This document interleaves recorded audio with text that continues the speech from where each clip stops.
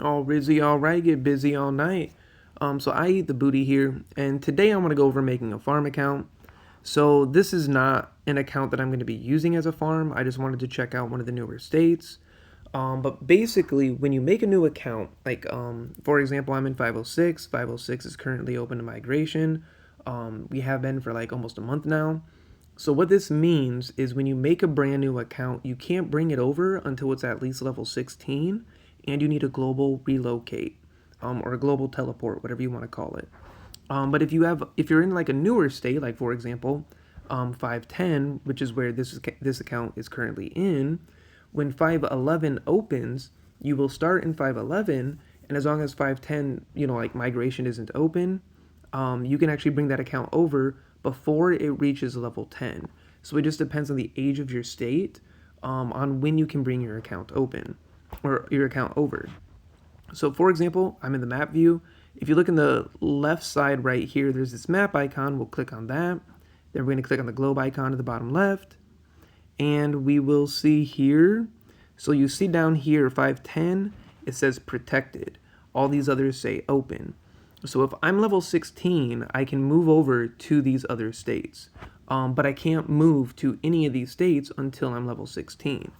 So that's step number one, is just knowing when you can move to your state so you can better like figure out your goals.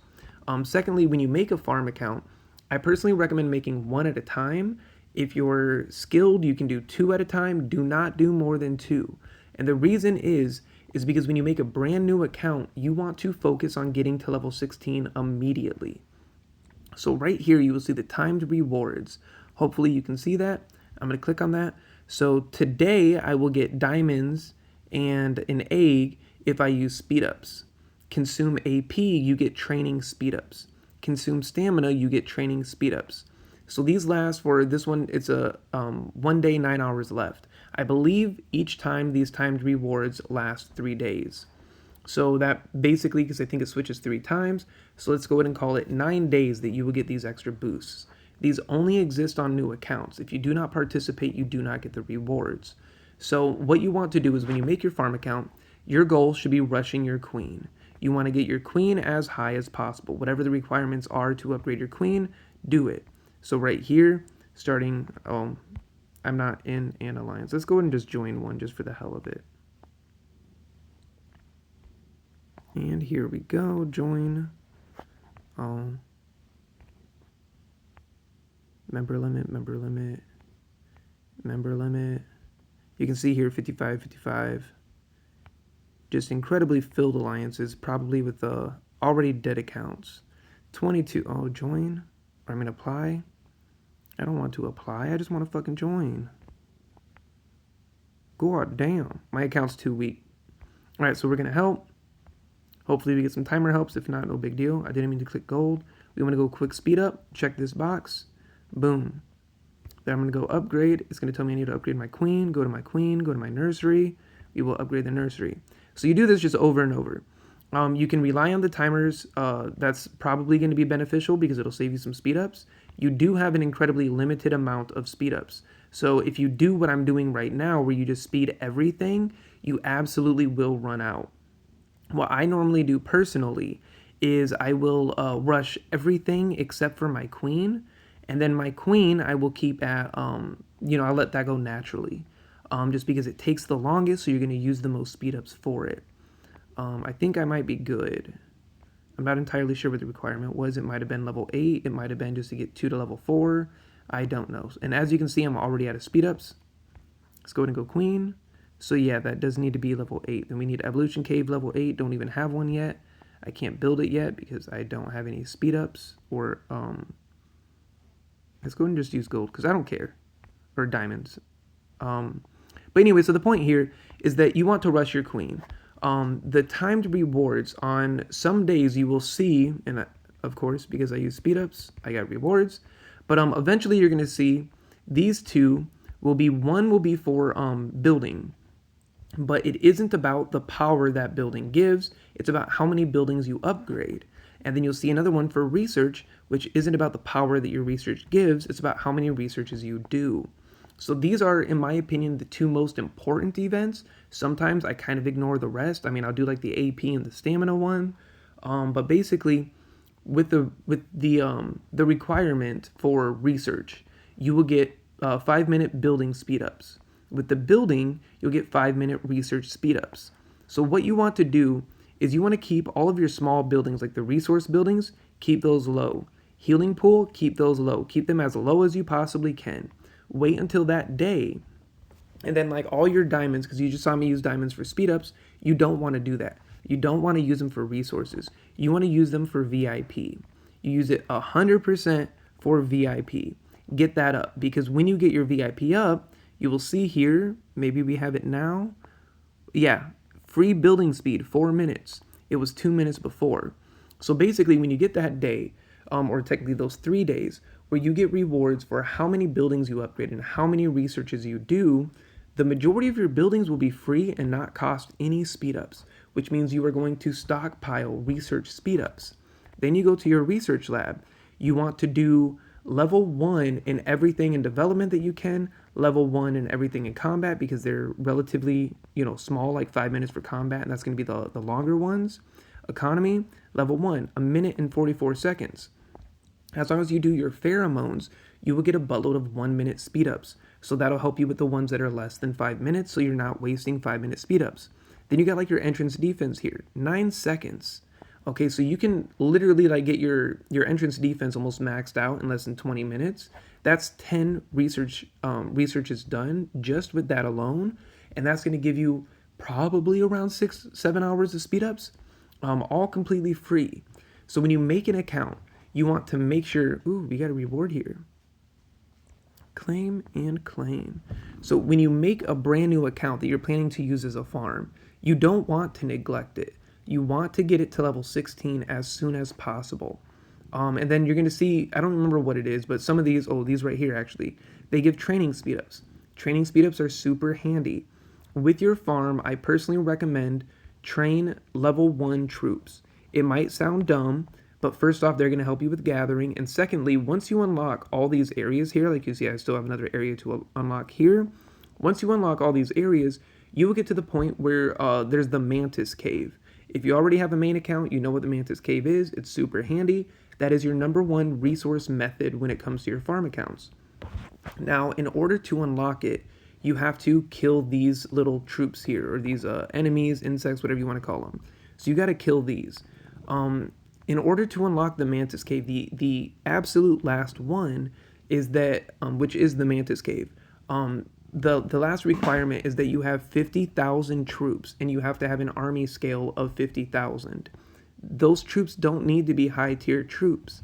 You can easily make 50,000 level 1 troops of all types. It literally doesn't matter. This is a farm account, and you can beat that. No problem. If you focus on high tier troops, it's going to be harder to meet that goal. So like I said, when it comes to this, you really need to focus on the timed reward. They last only a small amount of time, and then if you do enough, you'll get these rewards too, which will also help you. Like the honeydew is going to help you increase your specialized ants. That's going to help you do better in events. And then the other thing is events. Events are going to be super handy. While I am getting my farms to level 16, like let's go to the shops here, everything that I purchased in the shops is going to be purely stat based. You will not see me buy speed ups. You will not see me buy anything like resources. I will get the diamond surprise box on every account. You should get that.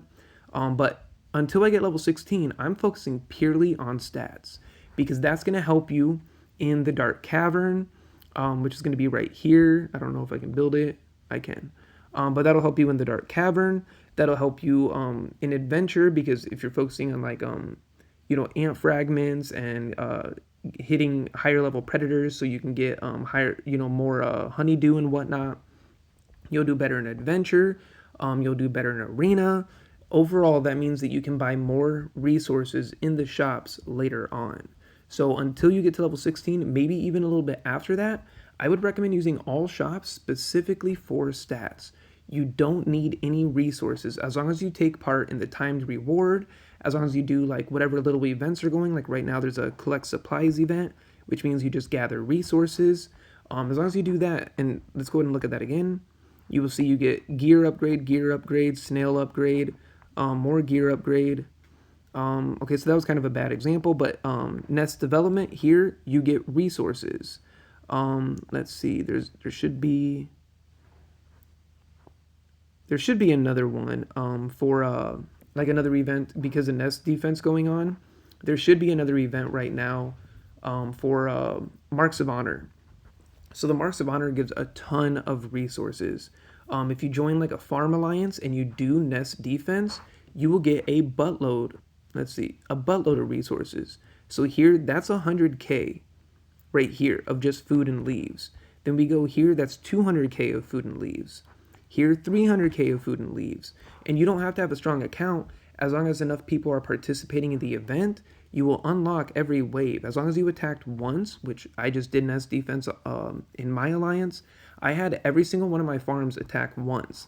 And then I went back to my main account, and I did that in the first 3 waves when everybody else is attacking, and like it's super easy. One hit, they're beaten. Once I got to wave 4, I was done with my accounts. I come over, that's when it becomes a little bit more difficult. You need 2 hits normally. My main account would, beat that, go through wave 4, 5, 6, 7, whatever it is. I think we got to wave 6. And after that, I went back to my farm accounts, and I could redeem all these chests all the way to wave 6, even though they only participated once in wave 1. So if you do stuff like that, you can get kind of like cheat codes. And basically at that point, your account is 100% self-sustainable. You don't actually need to gather resources. You only gather resources for events or just for the hell of it because more resources is never going to hurt you. But you shouldn't have to rely on the shops for resources. You shouldn't have to use your main account to transfer resources for upgrades. Those are 2 things that you definitely don't want to do. Focus on stats, focus on specifically the timed reward event, but if there's any other events you can participate in, like of course Ant Kingdom is going to be one that exists, I forgot to mention that. This every day is going to unlock different stuff. And you just collect the rewards. And you can see I got gold, I got resources, I got material upgrades, all types of free stuff, speed ups. Like, so if you neglect your account early on because you just don't have the time to manage it, basically throw that account away, start over when you have time because you are missing out on all the advantages that'll let you get to literally level 16 in a matter of 2 or 3 days. It really should not take you any more than that. If you can't, or like if you skip these events because maybe something came up in life, literally ditch that account, make a new one, start all over again. It will take you far less time, far less effort if you just make a new account at that point.